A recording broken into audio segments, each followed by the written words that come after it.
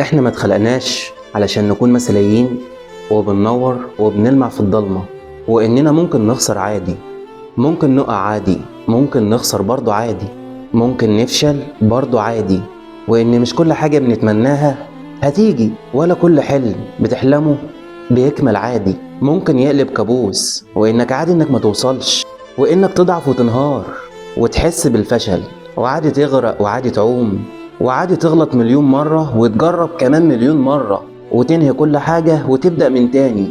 الهدف كله انك تختار اللي يريحك وبس، وان في الاخر توصل لكل اللي بتحلم بيه وبتتمناه وبتسعى انك توصله من زمان. مفيش حزن هيبقى دايم في حياتك، ومفيش مشكلة مش هيبقى ليها حل، ومفيش ابتلاء الا وله عوض، مفيش صبر الا ونهاية سكته جبر.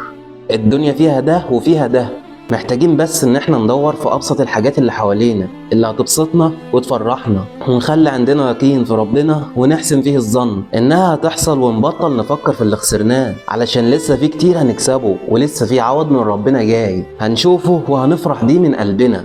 اطمن يا جميل.